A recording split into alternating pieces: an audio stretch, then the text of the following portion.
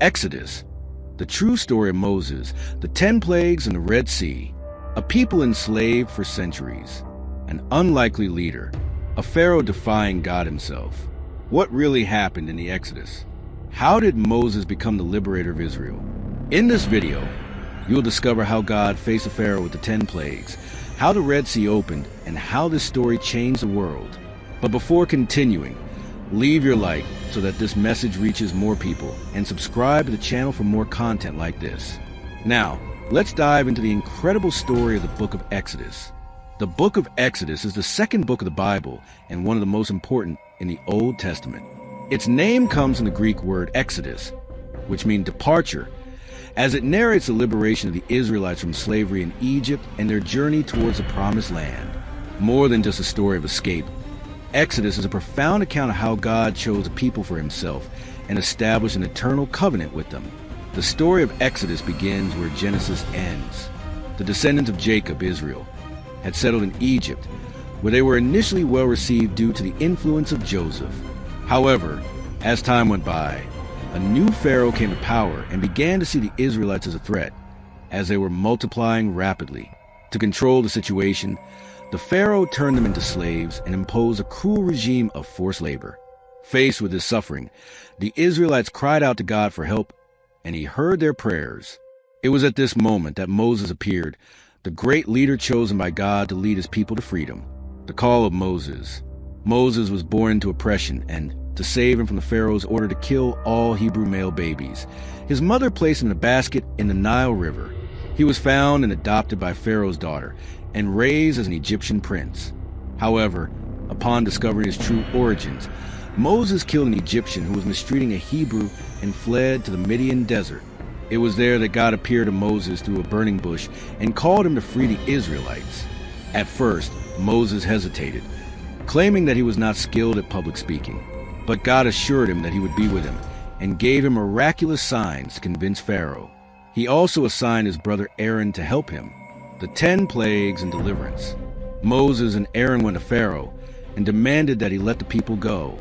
However, Pharaoh refused. In response, God sent 10 devastating plagues to Egypt. Plague 1. The waters of the Nile turned to blood. Exodus 7 verses 14 to 24. Moses touched the river with his staff, and the waters turned to blood, killing the fish and making the water unfit for consumption. The Nile was considered sacred by the Egyptians, associated with the god Hapi, the fertility of the waters. God showed that he was the true Lord over life and nature. Plague 2. Invasion of the frogs. Exodus 8 verses 1 to 15. Thousands of frogs came out of the Nile and invaded the homes, beds, and even the ovens of the Egyptians. Hecate, the goddess with the head of frog, symbolized fertility and rebirth. The plague showed that God had power over the Egyptian gods. Third plague, lice infestation. Exodus 8 verses 16 to 19. The dust of the earth turned into lice, which infested men and animals. This plague challenged Geb, the god of the earth. Even the Egyptian priests, who valued purity, were covered in lice and could not perform their rituals. Fourth plague, clouds of flies. Exodus 8 verses 20 to 32. Swarms of flies covered the houses and lands of Egypt, bringing disease and destruction. This plague attacked the worship of Khepri, a god represented by a scarab head. Only the Egyptians were affected. The Israelites were not. Fifth plague, death of the Egyptian livestock. Exodus 9 verses 1 to 7. A plague killed the Egyptians' horses, donkeys, camels, oxen, and sheep, but the Israelites' livestock remained intact. Hathor and Apis, Egyptian gods represented by bulls and cows, were humiliated as the God of Israel demonstrated his dominion over animals. Sixth plague, skin sores and ulcers. Exodus 9 verses 8 to 12. Ashes thrown into the sky became sores and ulcers that affected men and animals. This plague exposed the powerlessness of Sekhmet, the goddess of healing, and Isis, who was worshipped for her medicinal power. Seventh plague, hail and fire. Exodus 9 verses 13 to 35. Devastating hail mixed with fire fell from the sky, destroying crops and injuring people and animals. Nut, the goddess of the sky, and Seth, the god of storms, were unable to prevent this disaster. God demonstrated his power over the weather. Eighth plague, invasion of locusts. Exodus 10 verses 1 to 20. Swarms of locusts covered the land and devoured everything that was left after the hail. This plague attacked men, the god of fertility and harvests. God showed that he alone provides and takes away the resources of the earth. Ninth plague, darkness over Egypt. Exodus 10 verses 21 to 29. For 3 days, Egypt was completely dark, except in the region where the Israelites lived. The plague was a direct affront to Ra, the sun god, who was one of the most venerated by the Egyptians. 10th plague, death of Egyptian firstborn. Exodus 12 verse 30. The 10th plague was the most terrible. God instructed the Israelites to sacrifice a lamb and mark the doors of their houses with the animal's blood, so that the angel of death would pass over it, hence the celebration of Passover. This plague struck the Pharaoh himself. Considered a god by the Egyptians, God proved that only he has power over life and death. Each plague was a demonstration of God's absolute power over the false gods of Egypt. In the end, Pharaoh was forced to free the Israelites, but his resistance cost his people dearly. These plagues also foreshadow the redemption that Jesus Christ will bring centuries later, freeing humanity from sin, just as God freed the Israelites from slavery. If this story has surprised you so far, wait until you see what comes next. Moses will still face gigantic challenges. The people will make unthinkable choices, and God will continue to show his power in impressive ways. But before we continue, I want to know your opinion. What part of this story has impacted you so far? Leave it here in the comments. And if you haven't liked it yet, now is the time. This helps us spread this message to more people. Now, let's continue on this incredible journey through the book of Exodus, the crossing of the Red Sea and the journey through the desert. When the Israelites were already on their way, Pharaoh changed his mind and sent his army to pursue them. Then one of the greatest miracles in the Bible occurred. God parted the Red Sea, allowing the Israelites to cross on dry ground. When the Egyptians tried to follow them, the waters returned and destroyed them, free from Egyptian oppression. The people began a long journey through the desert. Along the way, God supplied their needs by sending manna from heaven and water from the rock. Even so, the Israelites often complained and doubted Moses' leadership. The covenant at Mount Sinai. After 3 months of traveling, the Israelites reached Mount Sinai, where God made a covenant with them. There, Moses climbed the mountain and received the tablets of the law, containing the 10 Commandments, which became the moral and spiritual foundation of the nation of Israel. The 10 Commandments are: 1. You shall have no other gods before me. Exodus 20 verse 3. Today, this applies to anything we place above God, whether it be money, power, or personal ambitions. 2. You shall not make for yourself any carved image or worship them.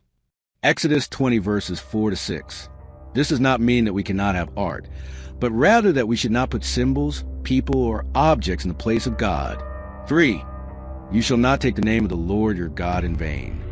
Exodus 20 verse 7. This includes swearing falsely, using God's name disrespectfully, or associating it with wrong things. 4. Remember the Sabbath day to keep it holy. Exodus 20 verses 8 to 11. Today, many Christians observe Sunday as a day of worship, but the principle remains that we should set aside time for God and to renew our strength. 5. Honor your father and your mother. Exodus 20 verse 12. This does not mean blind obedience, but rather recognizing the value and role of parents in our lives. 6. You shall not murder. Exodus 20 verse 13. Jesus expanded on this commandment by teaching that even anger and hatred towards someone are reprehensible. Matthew 5 verse 21 and 22. 7. You shall not commit adultery. Exodus 20 verse 14. This principle includes marital fidelity and purity in relationships. 8. You shall not steal. Exodus 20 verse 15. This includes everything from small acts of dishonesty to major corruption. 9. You shall not bear false witness against your neighbor. Exodus 20 verse 16. Truth is essential to justice and relationships. 10. You shall not covet. Exodus 20 verse 17. God teaches us to be thankful and content with what we have. In addition to the 10 Commandments, God gave Moses several laws and instructions about how the people should live, build a tabernacle, and worship him properly. However, while Moses was on the mountain, The Israelites fell into idolatry and made a golden calf, disobeying God. When Moses came down and saw this rebellion, he broke the tablets and punished the transgressors. Then he went back up the mountain and interceded for the people. God renewed the covenant and gave new tablets of the law, the building of the tabernacle and the presence of God. In the final chapters of Exodus, God gives detailed instructions about the building of the tabernacle, a portable sanctuary where his presence would dwell among the people. The tabernacle represented God's covenant with Israel and was a place where the priests offered sacrifices and interceded for the people. At the end of the book, the glory of God fills the tabernacle, symbolizing that he was present with the Israelites on their journey to the promised land. Spiritual lessons and meanings. The book of Exodus is not just a historical narrative. It carries profound teachings for the Christian faith. First, God hears and answers prayers, just as he heard the cries of the Israelites. He hears our requests and acts on our behalf. Second, deliverance and redemption. Exodus is a symbol of the spiritual liberation that Jesus brought, freeing us from sin. Third, the importance of obedience. The golden calf shows how idolatry and disobedience separate people from God. Fourth, God provides. The manna in the desert teaches that God takes care of our daily needs. And fifth, the law and grace. The 10 Commandments show God's pattern for holy living, preparing the way for the grace of Christ. Conclusion. The book of Exodus is one of the pillars of the Bible, as it reveals God's character, his faithfulness in fulfilling promises, and his desire to dwell among his people. It is a story of deliverance, faith, and covenant, which points to ultimate redemption through Jesus Christ. Even centuries later, its lessons remain relevant, inspiring millions of people to trust in God's leadership and love. What an incredible journey, isn't it? The book of Exodus teaches us about faith, deliverance, and the power of God in action. But that's just part of the great story of the Bible. If you enjoyed this content and want to follow more stories like this, don't forget to like and subscribe to the channel. And tell me here in the comments which lesson from Exodus touched you the most. Let's continue this conversation. Now, click on the next video and continue discovering the mysteries of the Bible. See you there.